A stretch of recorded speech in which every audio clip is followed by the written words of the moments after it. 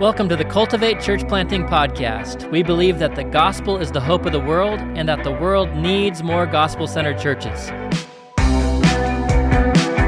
right, welcome to the Cultivate Church Planting Podcast. I'm your host, Brian Kelly, and I am joined today by a couple of great friends, Kyle Curry and Jeff Gipe. And today we're going to be talking with Kyle about something really exciting that's happened in his life, and that is his new church plant that he has accomplished by God's grace through the Cultivate program. So today's episode, we're going to be asking him, how did you do it? How did you make this happen by God's grace? But what are some of the practical steps that you took? And Jeff Gipe, who has been on the show before, we're blessed and privileged to have him with us. Jeff is the do you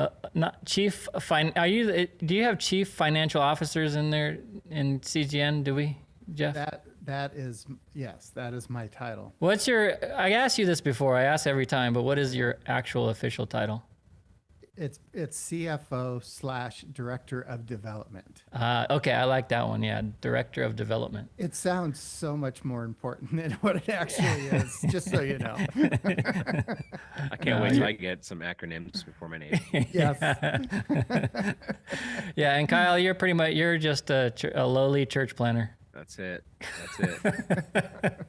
That's it.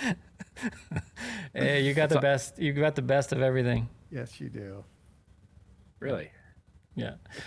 Yeah. So today we're going to be talking about, with Kyle and Jeff and myself, about church planting. Imagine that on a church plant podcast. But more specifically, the successes and challenges that come in planting a new church. And that's why I think it's really cool that you're here, Kyle, because you're doing it right now. You're in the midst of it. You've had some success and also some problems along the way. And as people are listening to the podcast, you know, a lot of young guys are in your same position, and especially thinking about joining up with Cultivate, the church planting network that we're doing. And Kyle is part of the Cultivate program as well. So to start with, let's go right to you, Kyle. And why don't you just give us a little summary about where are you, who are you, what are you doing? Well, my name is Kyle. I have been in pastoral ministry since 2009. I was really in serving the Lord full time since 2008, but got ordained in Southern California at Reliance Church, Pastor Ted Leavenworth in 2011. And so my family and I served here at Reliance from when it was just a small Bible study up until we left in January of 2020, to plant our own church. And we moved to Murfreesboro, Tennessee, my family and I, and I've got 3 kids. Been married to my wife, Sarah, since 2007. So we're coming up on, I guess, 16 years this summer. And we started a church we started meeting on Sundays in January of last year, so 2022. So, I mean, that's like the Reader's Digest version. I'm sure we'll get into more, but that's a little snapshot of who I am and what we're doing. Sweet. And can you explain to our listeners that may be a little bit younger what Reader's Digest is? The short, condensed version. Jeff, can you please explain? Yes. Maybe the only one on this podcast that used to get Reader's Digest delivered to his home. 100%. That was a good one, huh? That was good. I'm just trying to break the ice a little bit, you know. Yeah. And I can go into detail on all that stuff as well. I'm sure we will, but that's the snapshot of what's been going on over the last 15 years, 16 years of my life. Nice. Yeah. And I've been following you on Instagram and by phone. We've talked on the phone a couple of times. Kyle and I met up. I think the first time was on the West Coast at a pastor's gathering. No, in Philadelphia at a pastor's gathering, right? Yeah. And So you're about a year in. Yep. Yep. And okay, let's just get right into it, I guess. Why not? How did you start out? Did you start out like a Bible study? Did you start out meeting in a place? What's the story there? Yeah. So we moved, like I said, in January of 2020. And obviously we didn't know the world was going to be turned upside down a couple of months later. So the intention was I was sent out by my home church. I was just going to get a job, start a home Bible study, and just start, seeing where God would take it. And so that's what we set out to do. And then COVID hit. So we delayed the home Bible study until September of 2020. So we did meet in a home for about a year and 3 months. September, October, November, a year and 4 months before we actually started Sunday services. So we met in September of 2020 all the way till Christmas Eve of 21. When we launched on Christmas Eve of 21. And so we've been meeting on Sundays for a little over a year now. You guys meet in a coffee shop, right? Yeah. We meet in a coffee shop. Really cool story how that happened. Our first day moving to Murfreesboro, the kids had never been there. So my wife and I, we drive all the way from Southern California to Murfreesboro, Tennessee. And we go into this coffee shop that we were excited to try out because we had been following them on social media. My wife and I both love coffee and not terrible coffee. And Murfreesboro didn't have any like third wave shops or anything like that. And so as we got to Tennessee, we started following this coffee shop. We met the owner the very first day, and he was like, "Oh, what brings you out here from California?" And I said, "Well, we're here to seek the Lord and plant a church." And right there on the spot, he offered for us to meet in his location, and I was like, or his shop. I was like, Dang. we're not even there yet. We don't even have a house. We moved with no house and no job. So it's like, Can we live I need to here get too? a job. Yeah, it's like I need a job. I need to find a place to live first. Can I work here? Yeah. So just creating relationships with him and the rest of the people that work there. And, a year and a half later, we're meeting in his shop. So Dang, pretty cool. That's cool. What's bad coffee though? Are you bad talking coffee, about Starbucks? Are you talking about Starbucks? Yes. Okay. 100% right. I am. Jeff, Or Pete's Coffee or The Bean or or Dutch Brothers. Whoa. Like 50 to 60% of our listeners just tuned out. What about Dunkin'? I'm sorry. Do you have Dunkin'? Yeah, Dunkin's big out here, but I've never had their coffee, so I can't judge. You won't even try it. It's like, no. Okay. And listen, I'm not pretentious. I don't think I make coffee at home. No, you're not. You're not. No. Shut up, guys. Well, I have to say though, Brass Horn Coffee Shop, we'll give them a shout out because they do have wonderful coffee. The owner's a wonderful Christian, and they have been so gracious. So yeah. Murfreesboro, Tennessee. Is that the one that they're meeting at? Brass Horn? Is that the name of it, Kyle? Yeah. Yep. Oh, okay. Yep. Cool. Jeff, how do you fit into this picture? Like, what's your relationship here to this church plant and with Kyle and everything? Well, as Kyle had mentioned, he was sent out by Reliance Church, Ted Leavenworth, and he is part of the CGN team. And when we were starting up the Cultivate Church Planning Network, we were doing some trial runs, and Kyle was suggested to me that we meet with him and maybe do a trial run with Kyle. Like a guinea pig? Like a guinea pig. So that's how we met. And I have to say, I think the first time we met, we just hit it off really well. And God just kind of took over from there. It was really cool. Nice. And how far away are you, Jeff? Do you live from where Kyle is? As a crow flies, about 30 miles, but that's what we say here in the South. That's what we say. Yeah, I know that one. Yep. Yeah. I knew the Reader Digest one too. I was just messing with you. Sure. But it takes about an hour to drive there. Okay. So close. You're pretty close. Yeah, very close. Good. And you've been able to kind of see this from the inception all the way up to where it is today. Yeah. So that was being that he was one of our guinea pigs, as we've discussed. It was really fun to go through the process with him and challenging. We learned a lot. And I'm very thankful that I was able to be one of the early coaches through this, because I have seen God work through the Cultivate program in just a wonderful way. And one of the things I told Kyle from the very beginning is that I will not sit on your board. This is me coaching you and mentoring you, more than that. But I am now sitting on his board. But anyway, because I just love what God has done through the church, and it's really been a blast. That's awesome. Yeah, that's awesome. Kyle, okay, getting into the plant, you got the location, because that's the big, like when you're going to plant a church, you're fresh in this, and we're actually pretty new here at our church as well.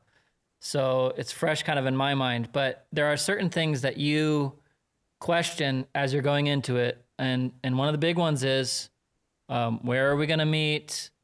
When are we going to meet on Sunday morning? Cause that seems like the right, churchy thing to do. And also how are we going to get the finances for it? But you got that first one already covered. You got a place to meet. Yeah. It's literally an open door. Like, hey, come and meet in our coffee shop. So the coffee shop is in it's older building. And so it was just not even a big, but it was like a warehouse kind of space. So the coffee shop had built out their side, but then there was storage rooms in the back that were just kind of decrepit and old. And so I worked out a deal with the owner. I said, hey, we'll rehab those rooms to make them habitable for our children's ministry in exchange for being able to meet at your place. And so we met for 6 months at the coffee shop. In exchange, we built out those rooms, and so he's going to use those rooms eventually for meeting spaces, conference rooms, that kind of stuff. So it's really worked out great for him. Didn't cost him anything, and it only cost us a couple grand for 6 months worth of meeting space. Dang. So yeah. So does he charge you at all to meet there? Yeah. So now we have we pay $150 a week, and that includes the coffee, not espresso, but that includes the coffee, the cups, the creamer, everything. So it's, Dang. I mean, that's it's how much that blessing. expensive coffee costs anyway, just Yes. apart from the building and everything. And it's one of my favorite churches to visit, because not only is the coffee good, they've got a young woman in their fellowship that can bake like no other person. This is true. You got the baked goods and the coffee. Oh yeah, it's awesome. Good. So that's, man, some guys, maybe we shouldn't have had you on the show, Kyle, because you got that's pretty abnormal. Wouldn't you say, Jeff, in your experience with church planting and in mine at least, to have that kind of a head start, I would say, on getting a place to meet at that price. How many people can it seat, Kyle? Well, I would say it can seat up to like 70 adults in the sanctuary. And we've been at capacity the last several weeks. So now we're thinking about adding a second service. Wow. So maybe 65, but somewhere in that range. I was just kidding about not having you on the show though, but that is awesome just to hear God. It's really God. It's the Lord. And we've got a similar story here. This church building that we're meeting in, just the doors open for us to meet here. But do you think when it comes to like cafes, coffee shops, I assume the owner is a Christian guy? Is he Christian? He is. Okay. And I'm sure he's not alone in that, but would you say that that's kind of maybe a model that churches could follow, to go to Christian-owned businesses and ask to use their spaces? Yeah, I had talked to Jeff actually about this. The idea that I had even was, opening up a coffee shop and using that to be the front door for a church. And there's I don't know, you have to do coffee really well in order to make a living at it. So I don't know. Unless you're Starbucks, then you just have to have a good marketing plan. Yes, I like it. I mean, I'm not a sophisticated man myself, Kyle, but I like Starbucks. Your tattoos say that. Yes, you're not very sophisticated. Do you have tattoos? You have to have tattoos if you want to plant a church. Let's see. Oh yeah, that's right. Yep. Here we go. I got tattoos. I'm cool. Right. Christian ones or? Oh yeah, Jesus. Okay, Just portrait of Jesus. Even I have one. Do you? And me. Oh wow, yours kind of looks like mine. I know. Jeff. I have was an noticing L. You guys are married. You have an L, yeah. Wait, what's your wife's name? Teresa Love. This is a TL. Oh, Yes. TL. Sure. Mine's Lynn, so it's not the same person. Good. No, Just checking. no, we are not that way in Calvary Chapel. This They episode will never air. we put the cult in Cultivate, you know. I'm I'm editing that out. That's going out. yeah. I was like, this is my first and only podcast I've ever done, and it's not even gonna air anywhere. Yeah, exactly. Kyle's like, so when's that podcast coming out? Oh man, we scrapped it. It's not. It's not me, it's you. Yeah.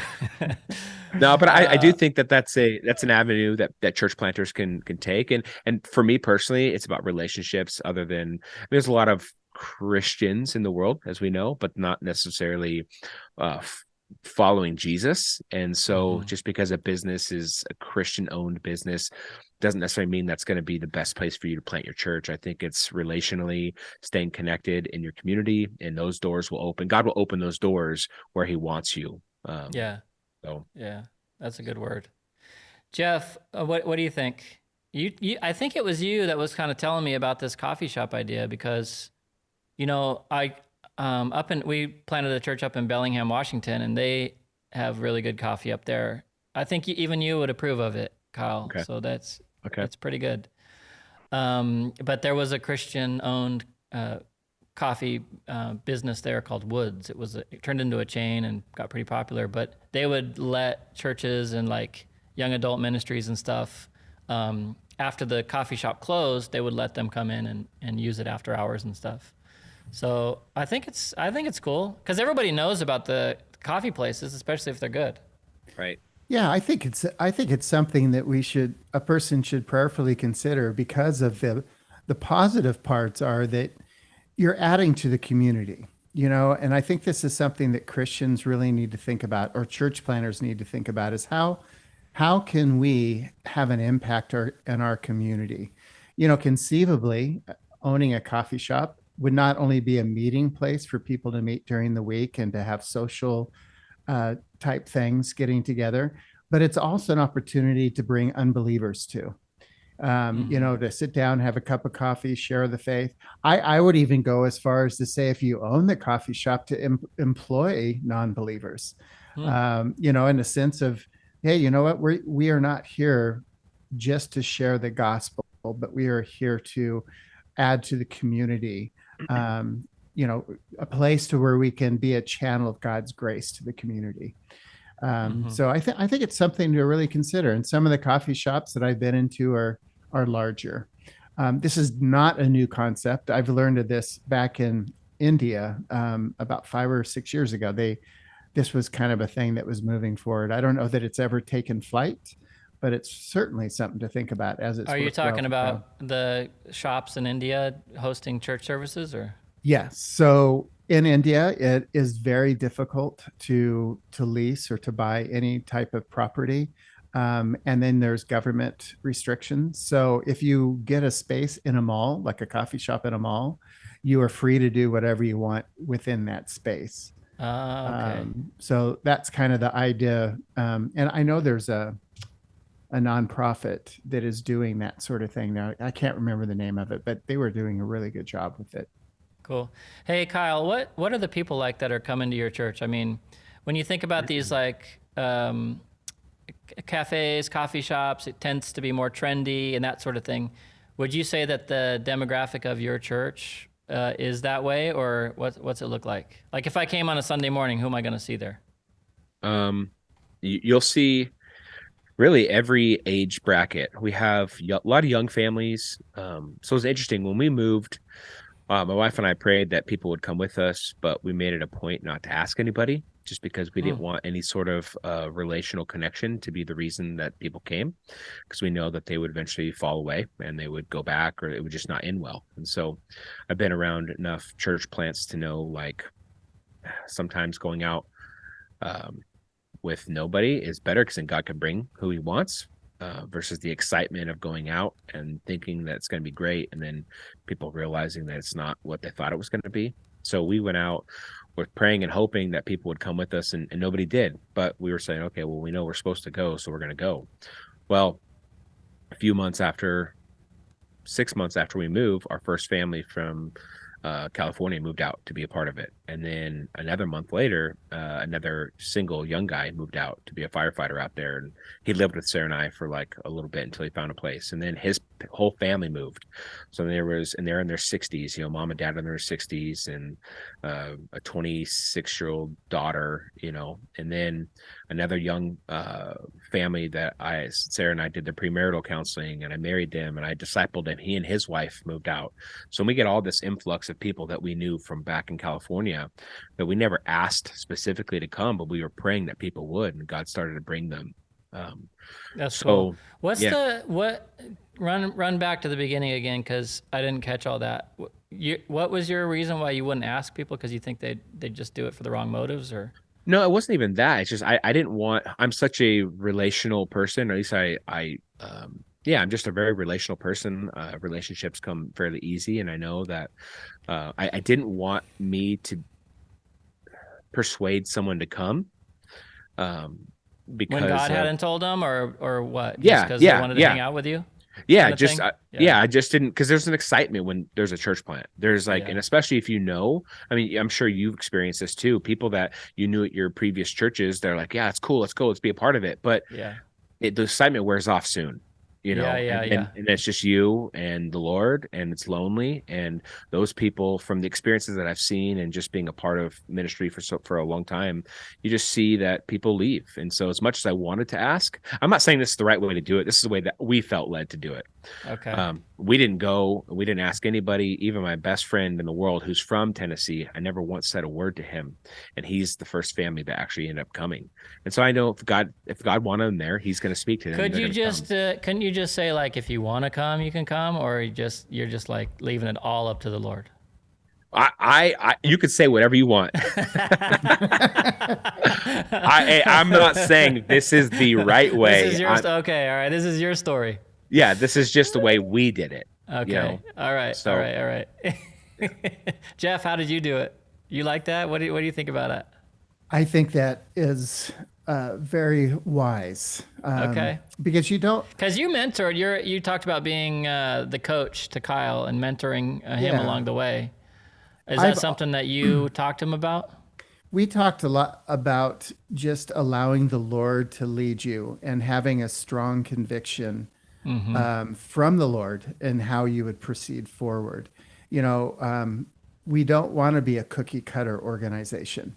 We want the Lord to give us, because he's created us differently. Yeah. He's given us different vision. And rather than saying, well, if we do this and this and this, and it works, it's from the Lord. Well, what if it doesn't work?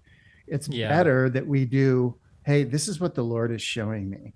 And so I've always encouraged Kyle with that. It's just whatever the Lord is showing you. My position is not to tell him what to do, but to support him in what I feel like the Lord is showing him to do. Right. And that just brings a greater deal of peace. It's more of a trust and a reliance that God is doing what God is doing. Okay, good. And it ended up working out, right, Kyle? Yeah, people showed up, and they're still showing up. Now you talked about like the retention rate, and like how many of those are still there? Are they all there? Did anybody leave? Nobody's left yet, but there's still time. There's still time. Yeah, so, we had a few people come and go here in ours, but it was all right because they were here for a season, and it was perfect while they were here, and that was the way we did it. So.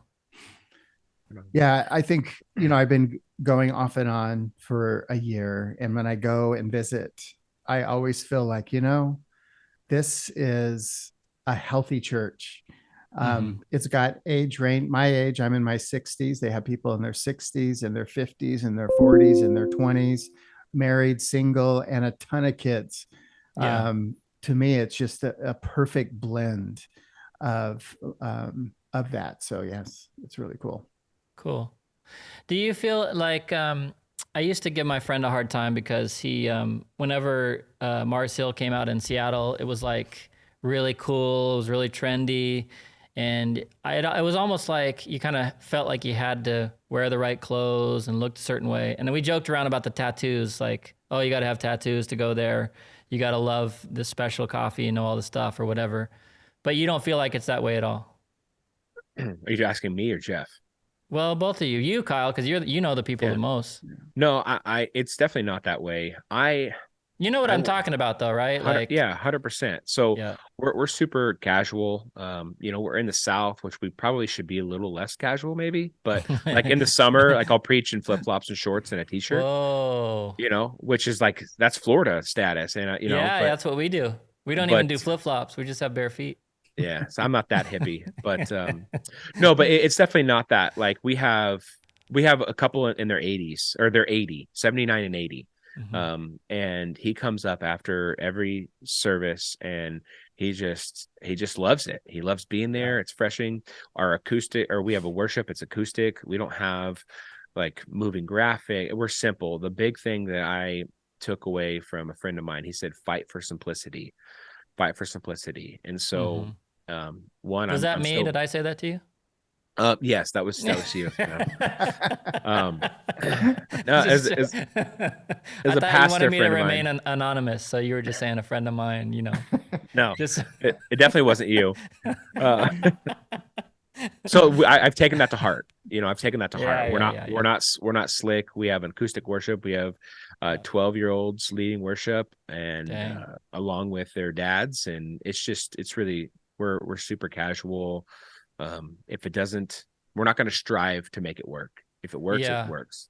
Yeah, not the whole production thing. Yeah, that's our thing too here is keep it simple. I tell that to our church all the time. And people like that because, to be honest, I think people are getting sick of either the real, like in the South, the traditional churches with all their, it's almost like a club that if you weren't born into it and your family, didn't go through all the hoops, then you don't fit in. Or on the other side, the super mega churches that are overproduced and that sort of thing. I mean, I'm not criticizing that at all. I like going to worship events and stuff like that, the big mega churches. But a lot of people are looking for simple. They're looking for just kind of a genuine, you walk in the door, you meet a few people. Some things work with the worship music, some things don't, that sort of thing. It's refreshing. Yeah. So good. Yeah. And I talked to a guy named Rodney Wilkinson, episode 3.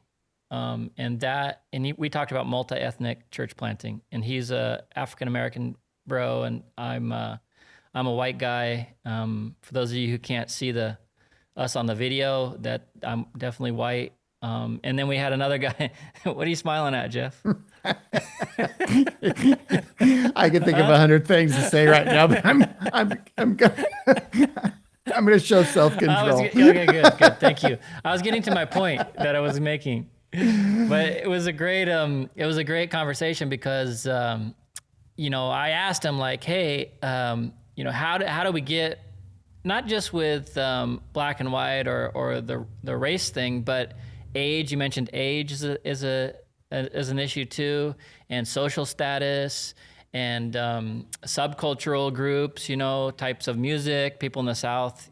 Some of the guys are, at least around here in Florida, drive those big trucks, and then other guys are driving in with electric vehicles. So there's a whole array of different categories. So I asked him, like, how do you become more multi-ethnic? And is that something that we need to like have everybody all mixed up equally? And he had a good answer. He said that, in his church, it's, when it comes to the race thing, he's got about 75% of his congregation are black, about 25 are white and other races. And he says it's great because, there's a contribution to be made from all sides. So all of that to say, when it comes to planting in a coffee shop or in a trendy part of town or that sort of thing, you don't have to, in my opinion, feel bad for people that are kind of like you joining your group, as long as you are making space for those other groups and categories of people. And I think that's where the error is not making the space for, or really including in the other groups of people that you mentioned, the kids playing the cajon, the 12-year-old, the old guy who, he likes Folgers, It's like you're not gonna shame him, Yeah. unless you get to know him really well. Then you will Yeah. shame him. There's a little shaming. Yeah, and that's okay. You have It to, is. he has to change. He does. It's my job as his shepherd to lead him to green pastures. Okay. And Folgers ain't it. Folgers ain't it. Starbucks ain't it. Whoa, man. whoa, man. Jeff, do you drink Starbucks? Yes. Jeff. I was just, You're I gonna be was shunned. I'm next looking time for you- a new mentor. Next time you go to the table fellowship, you're not Yeah. gonna get in the door. I was just in Austria, and the pastor of a church in Rome or in Italy gave me his Starbucks card because he can't use it there. So I Okay. will be going because first and foremost, I'm cheap. Okay. So when anybody gives me anything, I have to use it for sure. Well, you know what you should do, just because you're trying to be a good example to Kyle, is you should send that to me so that he won't be stumbled by you drinking that Yes. that coffee. I have a $10 Starbucks gift card that I got via email. Okay. If I can transfer that to you, tell me how. It's yours. Bro, you know what we should do when this episode releases? We should get first person to text in, that kind of thing. Like you get the $10 gift card. Perfect. All right, sounds good. But Text it. you're hoping that after this episode, they're going to be converted to better coffee. Yes, that is my hope. Okay. Let's talk about Cultivate real quick and the Cultivate program, because you were, as Jeff said, one of the early days before I even joined up, as a matter of fact. So you got connected with Jeff, obviously, and Nick Cady as well, right? Yeah. So Ted got me connected when I moved out. So I had already left to plant. I had already moved to Tennessee. Ted heard about Jeff coming to Franklin, which is about 45 minutes away.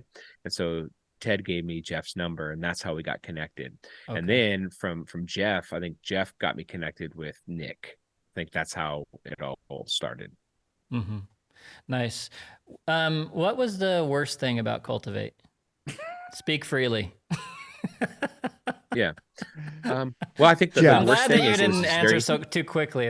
What are you laughing at, Jeff? Jeff was the worst thing about Cultivate. Well, if I could put it in one word, it's Jeff. Jeff, yes. Yeah. Well, I felt like it was very ambiguous at first. Like it didn't really have an identity at first. It was just like, hey, go through this assessment, but they didn't really call it an assessment even. I don't think in the beginning. It was like, go through this church planning program. And so looking back now, and I think obviously it's been dialed in much better, but that's probably the worst thing. It's just it was more ambiguous than it was like, here's what it is, here's what to do. Yeah. It wasn't clear at the beginning. Yeah. Yep. Now that makes sense. So talk about the walk through that initial assessment. So you guys filmed a little video, didn't you? That's on the website, as a matter of fact. Right? It's on the Cultivate Church Planning. Actually, you can't put the W's in front of it, I found out. You just have to type Cultivate Church. CultivateChurchPlanting.com. Yeah, you can go to CalvaryGlobalNetwork.com and it'll link you there, or you can just go straight to CultivateChurchPlanting.com. But you guys did the little promo video, testimony video on the front page, right? Yes, and that was actually in the coffee shop where they meet for church. So you can get it doesn't show the whole shop, but it shows the background. It's a really cool vibe. Nice. Yeah. And you would know, Jeff, you would know. You've been around the world. Hey, what's your Instagram, Kyle? The church Instagram and your own one. At the Table Fellowship, I believe. Let me see. Okay. Go check out that Instagram and see their church in action. You guys are good on social media too. Oh, that's good because I'm horrible at it. And I don't do any of it. I don't even have I have the login, but I don't post or anything. We have a young girl who's in college that does that for us, which is awesome. Yep. That's awesome. No, you guys do really good. And you have like a photographer that goes around and takes pictures of the church and stuff? My wife, myself, we take them on our iPhones. We send them to her. She'll edit them and then like post them when she wants to. Or okay. When it just makes sense. Yeah. It's a really good. And talk about that for a second, because we'll wrap up here in a few minutes. But what would you say was the big factor in people actually coming to your church? Was it the location because it's in a coffee shop, or is it social media stuff, or what would you say? Um, I would say almost everybody was personally invited by somebody. Okay. Um, Word of I, mouth. yeah, people have stumbled upon the coffee shop thinking it was open and have stayed for service before. Um, or at least they know it's there now. And so there's an element there. But I think the majority, excuse me, the majority of the people who come have been personally invited by other people who come. So Okay. I feel like that's sustainable. I like that approach. What about in the beginning? Like, how did you get those initial people? Well, the initial people was all those families that started to move. Well, we met in our neighborhood, or my home in our neighborhood, and it was during COVID. Everyone was staying home, and so I just got to know all my neighbors. And so Oh, we had like a Fourth of July or a Labor Day barbecue, and then the next week we started our Bible study strategically. So we invited all the neighbors over and say, "Hey, next week we're having a Bible study. Come on over." So we gained, man, all of our initial people. Um, was through that Bible study. And of course, when we moved, Sarah and I moved from that first house that was a rental to we bought a house. Those people stopped coming because it wasn't next door. One family came for like another year, but then they stopped coming as well. So all the initial people, like they're gone, but all those people that moved from California and yeah. invited people they knew through work or Nice. friends or school, so it's all been word of mouth. Nice. What's the most challenging? I asked everybody this. You could say what's the most challenging, but what did you like knowing what you know now, and it's only a year in? What would you have done differently in the beginning coming into this church plant? Man, it's a tough question. Yeah, I sent a few questions ahead of time. Not that one though. That's a trick one. You got to think on the fly. I didn't even look at those questions. To be honest with you. I can spark Kyle's imagination because we Okay. talk a lot about this, and I think it's an important thing. And I think the whole bivocational thing has been a challenge. Wouldn't you say that's true, Kyle? Yeah, but I don't know that I can do anything about that. So if I could do it differently, I would have a bunch of money where could focus on the church. But Yeah, that's the I, easy I way. yeah, so I don't know if there's Jeff's the things. CFO, so he might have some money actually. Jeff, do you I have any have money? I have no money of my own, and if you want to give money, Cultivate can use it. So No, the table fellowship The dot table church. the tail, fellowship. yes, sir, Yeah. that's right. Give all your money / the table fellowship that church. Okay. Bye. Yeah. Yeah. Amen. Cool. What was it? So bivocational, would you say, Kyle? Yeah, that's been a challenge. That's something I'm working through right now. Even we've done it, and I've made it work, and the Lord's been gracious, and He's connected me with jobs, and so it's been doable. But we're at the point now where it's time to make a change and start figuring out how to make that change, so where I can focus full time on the church. So that's been definitely the most difficult part about planting. But one, being lonely and not knowing anybody. Yeah. Coming from a context of being in the same community for 30 years. I was born and raised in Temecula, California. And I wasn't born and raised. I was born in Long Beach, but moved to Temecula when I was 5 and left when I was 35. And then now moving to a new city, I don't know anybody. I go to the grocery store, don't know no one. That was kind of challenging. And I didn't realize how challenging it was going to be until I was in the middle of it. Yeah. Yeah, for sure. Great, man. It's been great talking to you, Kyle. You too, Jeff, as usual. Thanks for being on the show. What's one last thing you would encourage our listeners with, Kyle, about church planting and being in those early days? I would say just bathe it in prayer. Be sensitive to what the Spirit wants. A lot of people will tell you what they think, which is good to get wisdom from a multitude of counselors. But at the end of the day, it's got to be what the Lord tells you to do. And so it's good to glean wisdom from people, but just because they say it doesn't mean that's what needs to happen. That's good. That's a good word. Jeff, what do you think? Yeah, and the other thing, if there's any listeners that are pastors and have been pastoring for a long period of time and are thinking of transitioning, or you've already transitioned and you're sitting at home with nothing to do, I have found an amazing amount of energy pouring into Kyle and other guys like him. That was part of my transition. So I just feel that there's a huge need for pastors that have transitioned out to really be pouring into young guys. Right out of Second Timothy chapter 2, right? Paul says that, and he's not saying that because this is how we're supposed to do things. He's saying it because when we are pouring into others, they're pouring into us, and it's just you just flourish. I just feel like I'm flourishing in my older years, and it's awesome. So yeah, that's great. That's great. And we have a place for that as coaches and mentors.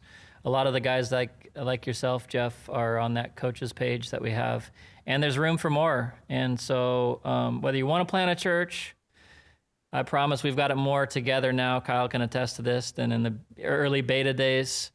Or you want to be a mentor, a local guy that's working with these church planters to send them out, or you want to be a coach, someone like Jeff who, from a distance even can pour into these guys.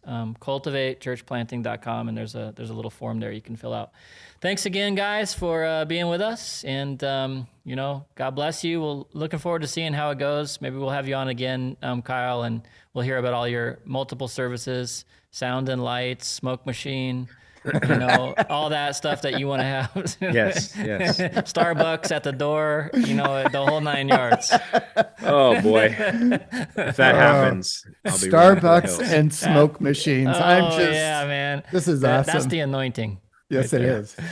All right. That engineered anointing. All right. Good having you guys on. Yeah. Thank you, Thanks. Brian. It's always Thank you, good seeing guys. you, brother.